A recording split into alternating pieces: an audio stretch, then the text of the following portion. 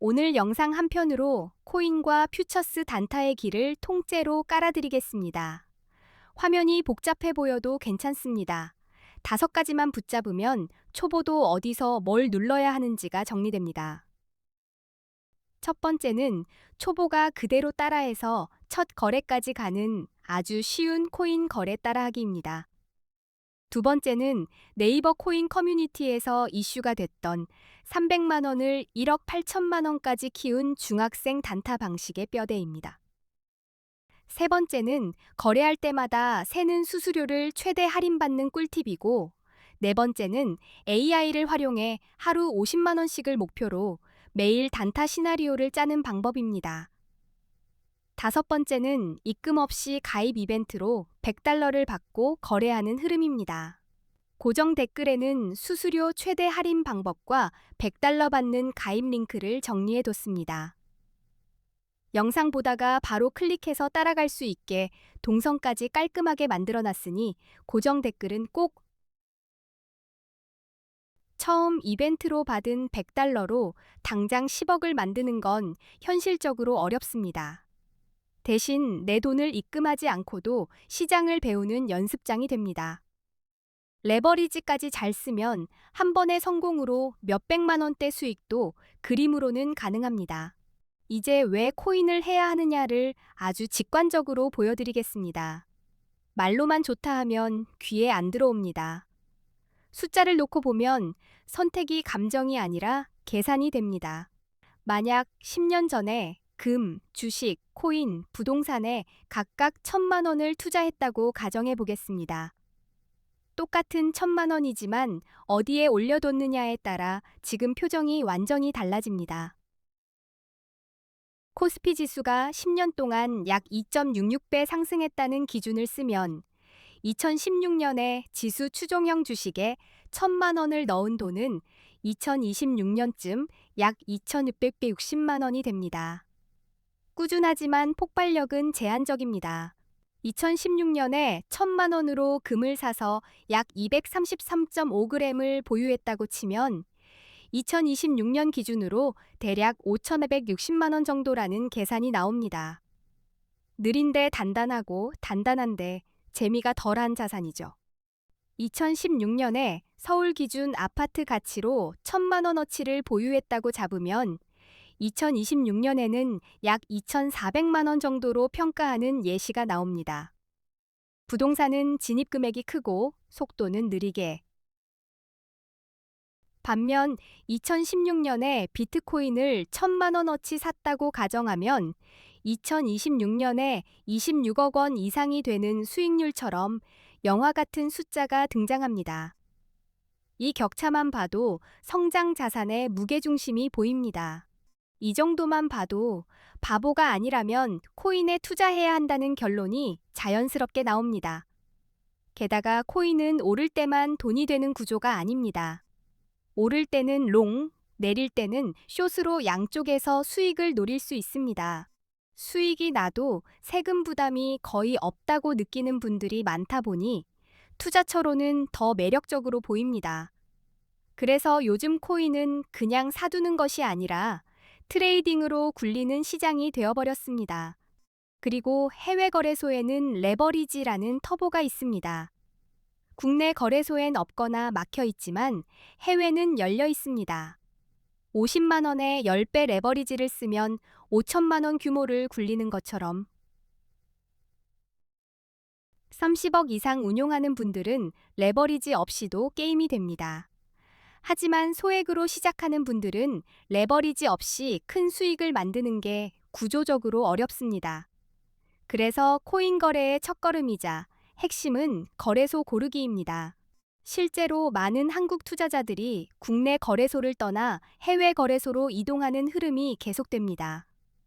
이유가 복잡해 보이지만 결국은 3가지로 정리됩니다. 레버리지, 수수료, 세금 체감입니다. 첫 번째 이유는 레버리지입니다. 국내는 레버리지를 막아둔 곳이 많고 해외는 100배까지 가능한 곳도 있습니다. 그래서 50만 원이 있으면 5천만 원까지 투자가 가능해 보여 다들 해외로 몰립니다. 두 번째 이유는 수수료입니다. 국내보다 해외 거래소 수수료가 훨씬 저렴하다고 느껴지는 구간이 많습니다. 단타는 횟수가 많아질수록 수수료가 생존을 좌우하니 수수료 차이는 곧 실력 차이처럼 체감됩니다. 세 번째 이유는 세금입니다. 해외 거래소는 세금이 없다고 생각하고 들어가는 분들이 많고, 국내 거래소는 거래 수익에 세금을 내야 한다는 부담이 큽니다. 그래서 세금 체감도 이동을 부추깁니다.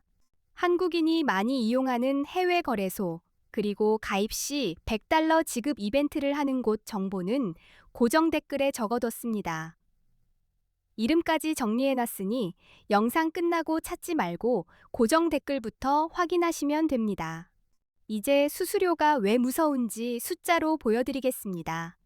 대형 거래소의 거래 수수료가 0.055%라고 잡아보면 단타 한 번 할 때마다 지갑에서 돈이 자동으로 빠져나가는 느낌이 들 겁니다.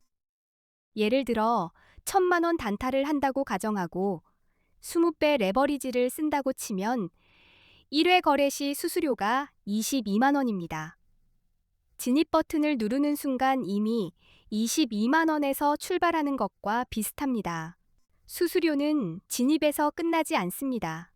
들어갈 때 한 번, 나올 때 또 한 번입니다.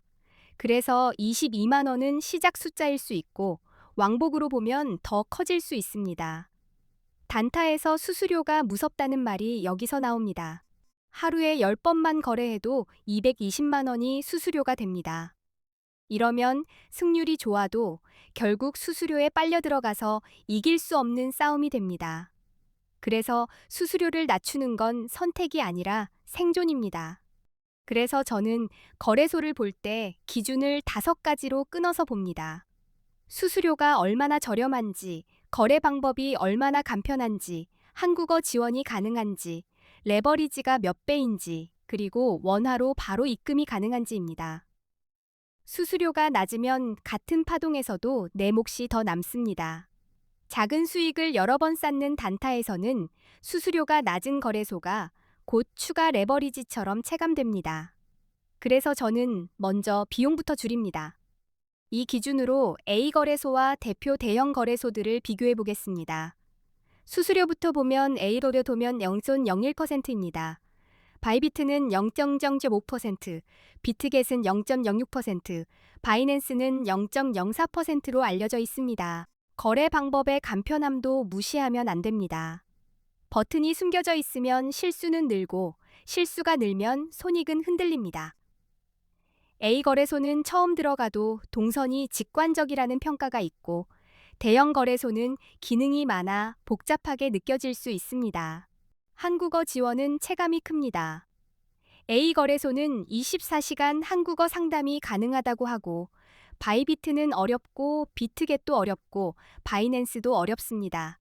막히는 순간 물어볼 곳이 있느냐 없느냐가 멘탈을 갈라놓습니다. 레버리지는 A 거래소가 200배, 바이비트가 100배, 비트겟이 125배, 바이낸스가 125배입니다. 같은 자금이라도 레버리지 한도가 다르면 한 번에 잡을 수 있는 파동의 크기가 달라집니다. 원화 입출금은 A 거래소는 가능하다고 안내되고 바이비트나 비트겟, 바이낸스는 원화로 바로 입금하는 게 불가능합니다.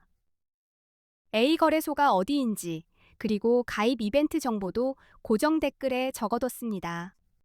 이제 초보도 따라하는 첫 거래 흐름을 빠르게 잡아드리겠습니다. 거래소를 고르고 가입을 마치면 거래 화면에서 종목을 고르고 금액을 정하고 레버리지를 선택하는 순서로 처음에는 욕심내지 말고 낮은 레버리지로 시작하는 게 버튼 실수를 줄입니다. 주문 방식은 시장가로 바로 들어가느냐, 지정가로 원하는 가격에 걸어두느냐로 나뉩니다. 익숙해지면 스탑 주문까지 붙여서 자동으로 관리합니다. 현물은 코인을 실제로 사서 들고 가는 느낌이고 퓨처스는 포지션을 잡아 오르내림에 베팅하는 구조입니다. 오늘 영상은 퓨처스 흐름으로 설명하지만 기본 원리는 현물에도 그대로 붙습니다. 진입만큼 중요한 게 탈출입니다. 수익 실현 가격과 손절 가격을 미리 정해두면 감정이 끼어들 틈이 줄어듭니다. 이 한 줄만 잘해도 초보가 계좌를 녹이는 실수를 크게 줄일 수 있습니다. 이제 네이버 코인 커뮤니티에서 화제가 됐던 중학생 단타 방식의 핵심을 300만 원을 1억 8천만 원까지 키웠다는 자극적인 숫자보다 중요한 건 짧게 먹고 빠지는 리듬과 손절을 짧게 두는 구조입니다. 그 루틴은 큰 한 방보다 작은 여러 방을 쌓는 쪽에 가깝습니다. 한 번에 크게 맞추려 하기보다 정해둔 자리에서만 들어가고 틀리면 빠르게 접고 맞으면 계획대로 챙기는 방식입니다. 매매를 게임이 아니라 작업으로 바꾸는 느낌입니다. 세 번째로 수수료 최대 할인 꿀팁을 말씀드리면 그냥 거래만 하면 수수료가 정가로 빠집니다. 가입 경로에 따라 할인율이 달라지고 수수료 결제 옵션이나 거래 방식에 따라 체감이 더 내려가기도 합니다. 고정 댓글에 방법을 정리해뒀습니다. 네 번째, AI 단타는 예언을 맡기는 게 아니라 비서를 두는 겁니다. AI에게 오늘 거래량이 튄 종목, 뉴스 분위기, 변동성 큰 구간을 정리하게 하고 나는 그 중에서 조건이 맞는 자리만 골라서 들어가는 식입니다. 목표를 하루 50만 원으로 잡을 때도 원리는 같습니다. 한 번에 50만 원을 뽑는 게 아니라 확률 높은 자리만 반복해서 수익을 쌓는 구조로 설계합니다. AI가 체크리스트를 만들어주면 내 손은 그 체크리스트대로 움직이면 됩니다. 다섯 번째, 입금 없이 100달러를 받아 시작하는 방법은 실전 같은 연습의 최고입니다. 이벤트로 받은 금액으로 소액 포지션을 열어보면 내 돈이 덜 들어가도 심리와 차트는 똑같이 흔들립니다. 경험치를 사는 느낌입니다. 이제 롱과 숏을 언제 잡는지로 넘어가겠습니다. 비트코인은 변동성이 커서 진입 타이밍이 전부입니다. 롱은 오를 때 매수 쪽에 베팅하는 것이고 숏은 내릴 때 하락에 베팅하는 것입니다. 롱은 강한 상승 추세에서 유리합니다. 여러 번 고점을 높여가며 올라가고 눌렸다가도 다시 회복하는 흐름이 보이면 롱이 편해집니다. 추세가 내 편일 때는 같은 실력도 더 크게 보상받습니다. 기술적 신호로는 50일 이동평균선이 150일 이동평균선을 돌파하는 골든크로스를 상승 신호로 봅니다. 여기에 가격 상승과 함께 거래량까지 늘면 시장 신뢰가 붙는 구간이라 롱 진입 근거가 더 단단해집니다. 뉴스도 같이 봐야 합니다. 규제 완화, 대형 기관 투자자 진입, ETF 승인 같은 긍정 이슈는 가격을 끌어올립니다.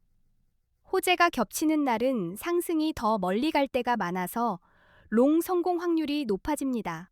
숏은 하락 추세에서 유리합니다. 저점이 계속 낮아지고 반등이 약해지면 숏이 빛나는 구간이 열립니다. 기술적으로는 50일 이동평균선이 150일 이동평균선 아래로 내려가는 데드크로스를 하락 신호로 해석합니다. 가격이 오르는데 거래량이 줄어드는 상황도 경계 신호가 될 수 있습니다. 상승이 힘을 잃고 있다는 의미일 수 있기 때문입니다. 규제 강화, 해킹 사고, 주요 국가의 규제 정책 같은 악재가 붙으면 숏이 더 유리해집니다. 보조 지표도 챙기셔야 합니다. RSI로 과매수와 과매도를 보고 맥디나 볼린저 밴드로 트렌드와 변동성을 보완합니다. RSI가 70 이상이면 숏을 고려할 수 있고 30 이하면 롱이 유리할 수 있습니다. 한 가지 신호만 믿고 달리면 낚시가 많습니다. 추세, 이동평균선, 거래량, 뉴스, 보조지표가 같은 방향을 가리킬 때만 버튼을 누르면 불필요한 진입이 줄고 계좌가 훨씬 정리하면 상승 추세와 긍정 신호가 모이면 롱, 하락 추세와 부정 신호가 쌓이면 숏입니다. 여기에 수수료까지 낮춰서 이길 수 있는 판을 만들면 같은 매매도 결과가 달라집니다. 오늘 내용이 단타에 도움이 됐다면 고정 댓글도 꼭 확인해 주세요. 수수료 최대 할인 꿀팁과 100달러 받고 가입하는 방법 링크를 정리해뒀습니다. 앞으로도 초보가 실수 없이 따라하고 롱과 쇼 타이밍까지 잡을 수 있는 영상 많이 올리겠습니다.